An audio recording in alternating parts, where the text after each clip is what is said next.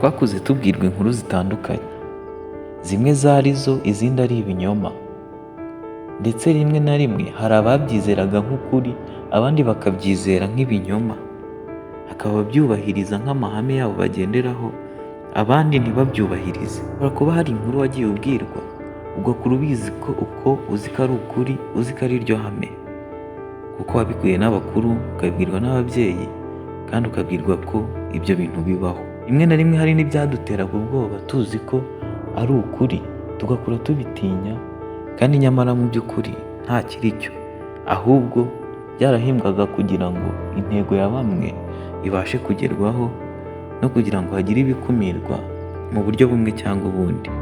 Nawe ushobora kuba warakuze wumva ko nta mugore urya ihene. Mu muco nyarwanda abantu benshi bakavuga ko nta mugore waryaga ihene. Ese byari ukuri cyangwa byari ikinyoma? Kurikirana iyi nkuru wumve imvo n'imvano yabyo. Nunyurwa nayo ukore subscribe, share na comment, ndetse ntiwibagirwe na like, kugira ngo n'ibindi biganiro bitaha uzabashe kubyumva.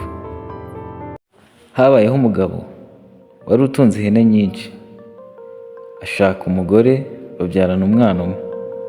Uwo mwana akaba ari umuhungu. Amaze gukura ababyeyi be barapfa, inzara nayo iza gutera. Umwana agatungwa n'ihene ababyeyi be bamusigiye. Bukeye umwana w'umukobwa wihitiraga arabuka uwo muhungu aragiye ihene, aravuga ati wasanga uriya musore nkajya kumuhakwaho, byarimba akaba yangira umugore cyangwa umuja, nkareba ko nakira iyi nzara. Uwo mukobwa arikora aramusanga, amubwira ko ashaka ubuhake. Umuhungu arabyemera. Bukeye amugira umugore, aramurongora, barabana. Babaho batunzwe n'ihene. Amaherezo ariko ziza gukendera, hasigara ihene imwe. Umugabo akayireba akabura intege zo kuyibaga, nawe agahora ahanze amaso umutware ngo arebe ko hari icyo yakora. Haciye iminsi umugabo yigira inama yo kuyibaga, ariko atekereza kuyiharira akima umugore we. Nuko arahaguruka agushakira ubujeni, arabwiyegereza, abwira umugore kumushakira umutsima bakarya ihene yari isigaye. Bisa n'uworosoraga uwabyukaga. Umugabo abaga ihene, umugore arahaguruka arateka, bararya. Ibisigaye umugore arapfundikira, izitatetswe bazibamba aho baziranzikaga kugeza ku gisenge ngo zidapfa nk'uko bari basanzwe babigenza. Umugabo bimurya mu nda, abura amahoro, ariko bararyama.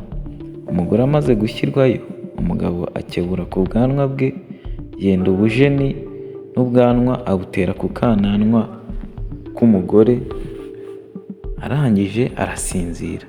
Umugore aza gukanguka, yumva ibintu bimuhanda, akeka ko ari ikirago kimuhanda. Akoze ku kananwa yumva hameze ubwanwa, induru ayiha umunwa, ati iri shyano ngushije ndarigwiza he? Umugabo abyumve arahwera. Umaze gucya umugore arabyuka, umugabo yisigaza inyuma. Umugore ariyamira nanone ati iri shyano ndaryerekeza he, ko nta mugore wameze ubwanwa? Umugabo ashidukira hejuru bya nyirarubeshwa, aramubaza ati ni ibiki ni ibiki? Umugore yenda uruhu rw'ihene yikinga mu maso, aho si kurira ashyirwayo. Umugabo aramwegera aramubwira ati ihanagure uceceke, umbwire uko byagenze. Nuko umugore arahora, akuraho uruhu aramwereka. Umugabo yifata ku munwa arumirwa, ati ubundi mbere kurya ihene uri umugore byaraziraga, narakwihoreye ukazirya kuko byari iby'inzara, ariko iyo umugore ariye ihene amera ubwanwa. Gusa humura nzi umuti wamara iryo shyano ryaduteye.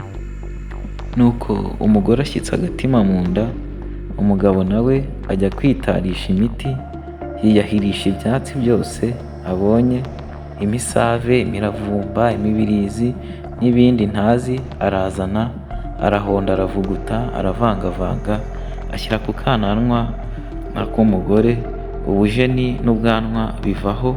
Umugore ararahira ati hehe no kuzongera kurya inyama z'ihene ukundi.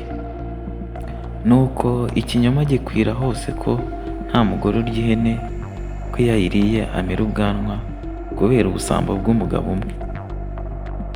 Natwe turagira tuti niba hari abagabo bameze batyo bigaye, nta mugabo w'igisambo. Umugabo ni uwita ku muryango we, ku bana be, umugore we n'inshingano zo mu rugo akazubahiriza, ndetse akaba yagera n'aho abitangira mu gihe byakomeye. Niba wakunze iyi nkuru, kora subscribe, share na comment kugira ngo ubone ibindi byiza tubategurira biri imbere.